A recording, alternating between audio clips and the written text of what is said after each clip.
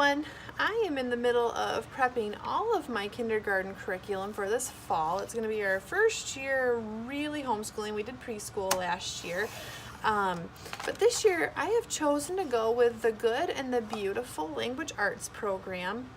And for those of you who have already used it, you're probably familiar with these little mini books, but I wanted to show you how I am binding these books. In the instructions it says that you can just staple it, and if that's how you are choosing to do it, that is absolutely fine. I've chosen to do something a little bit different, and I'm actually sewing my book binding. The reason I chose to do this is just so that there's no sharp edges with the staples, and to be honest, I don't have a stapler that has an arm long enough to reach the center binding here, so I'm doing something really simple. It takes me just a minute to do it, but I'm actually going to be sewing all of my book bindings. So what I am using here is actually just a weave, and this is an 8/2 cotton yarn. A real thick thread. I've heard that linen thread is really good to use, but this is an 8/2 cotton yarn here, and this is what I'm going to be using to do my book binding. So I've got a needle on here, and to get started, if you are a perfectionist, what I would suggest doing is going through and measuring and marking some spots. You're going to want 1, 2, 3, 4, 5 spots along your binding here.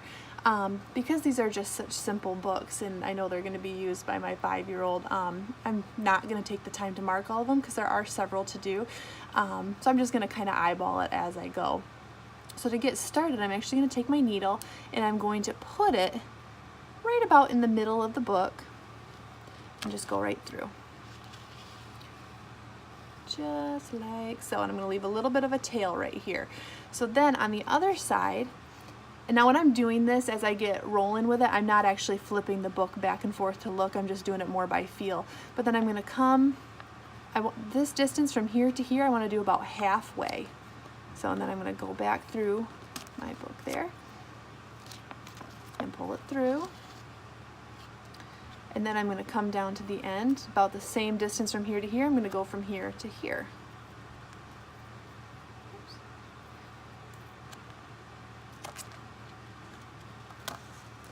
Just like that. Now when I flip it back over, you're going to see I'm actually going to come back in the hole that I already created right here. Just come right back through, and you can see that the binding is starting to form here. So when I flip it back over, rather than coming back through the hole that I already did, I'm actually going to skip and come into this next hole that I want to create right about here. So there's going to be a long stretch of thread on the inside of the binding. Now when I flip it back over, I'm going to come the distance from here to about here, pull it through, pull it back over, and here I'm going to go back through my existing hole, one that I've already created. And then on this side, I'm actually going to come back through the hole that I started with. So this is my starting hole right here. Now here's a little trick. When I'm coming back through this long thread that's right here, there's a thread that's on this side. I actually want to bring my needle through on the opposite side of that thread. Just like that. So you'll see this long thread in the middle, and then you've got one on this side and one on this side. What I'm actually going to do is I'm going to tie that off now.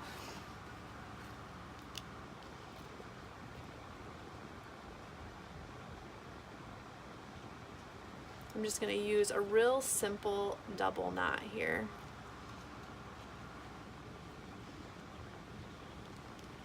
And then I'm going to take my scissors and clip it pretty close to that double knot. And now I've got a bound book. Really, really easy once you get rolling with it. As you can see, here's the binding. It's really low profile. There's no sharp edges with it. As you flip through, everything is bound really pretty. That's the center of the book. The back side. So the pages flip really easy, and this is a really simple way to bind your book. So if you're looking for a different method than stapling, I would highly suggest checking this way out.